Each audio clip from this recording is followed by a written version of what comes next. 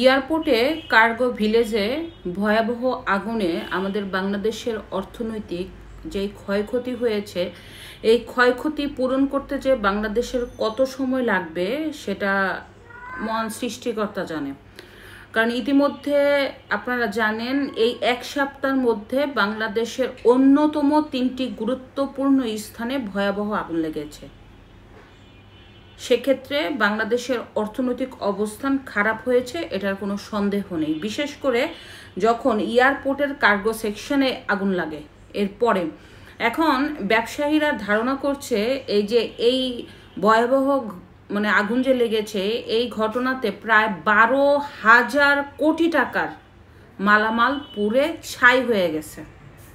এছাড়াও আপনার বাংলাদেশের এই ঘটনায় লক্ষ লক্ষ বেকারের রুজি রোজগার বন্ধ হয়ে গেছে এবং অনেক শিল্প প্রতিষ্ঠান আমদানি রপ্তানির যে কোম্পানিগুলি বন্ধ হয়ে যাচ্ছে। শুধু তাই না, আপনার সিভিল অ্যাসোসিয়েশন থেকে শুরু করে বাংলাদেশের যে রাষ্ট্রের রাজস্ব খাতে অনির্দিষ্টকালের জন্য ব্যাপক ক্ষয়ক্ষতি, আর এই ক্ষয়ক্ষতি পূরণ কবে হবে সেটা তো মহান সৃষ্টিকর্তাই বলতে পারবে।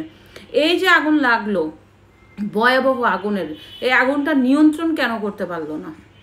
আপনারা কিন্তু দেখেছেন যে ওখানে যেখানে আগুন লেগেছে এর পাশে একটা কুরিয়ার সার্ভিস ছিল। এই কুরিয়ার সার্ভিসের যে ইনচার্জ সে কিন্তু বলেছে যে স্কাই ভিউ এয়ারলাইন্সে প্রথমে আপনার আগুন লাগে।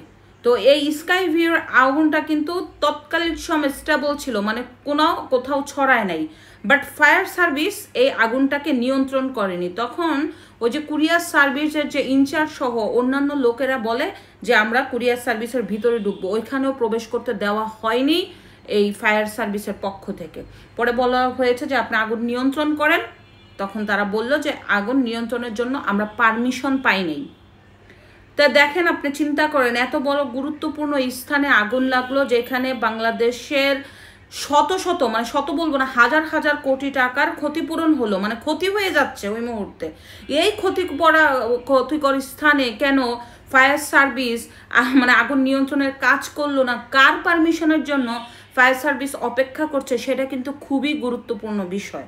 সবাই বলছে এই আগুন সন্দেহজনক, আমিও মনে করি আগুন সন্দেহজনক। নিছক দুর্ঘটনা আর আগুন এটা নাও হতে পারে, বাকিটা তদন্ত কমিটি বলবে। বাট এই আগুন যদি সন্দেহজনক হয়ে থাকে, আগুন তো এই আগুনের ঘটনার সন্দেহের তীর তো অবশ্যই সরকারের দিকে পড়ছে। কারণ হচ্ছে সরকার কেন আগুন নিয়ন্ত্রণ করতে ব্যর্থ হলো?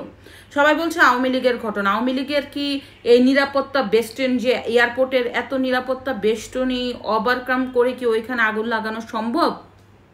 বুঝতে হবে যে এটার পিছনে একটা রহস্য আছে। এই রহস্যটা কি? এখানে কিন্তু যে পারমাণবিক যে বিদ্যুৎ কেন্দ্রের রাশিয়ার রাসায়নিক যে দ্রব্য আছে এগুলি কিন্তু পুড়ে ছাই হয়ে গেছে। ওষুধ পুড়ে ছাই, কাঁচামাল পুড়ে ছাই, এরপরে মোবাইল, ল্যাপটপ সহ অন্যান্য কিছু, যা বাংলাদেশের রাষ্ট্রের ব্যাপক ক্ষতি। হাজার হাজার কোটি টাকার ক্ষয়ক্ষতি বাংলাদেশের পূরণ করতে হলে কি অবস্থা হবে সেটা মহান সৃষ্টিকর্তাই জানেন যে বাংলাদেশের অবস্থা খারাপ।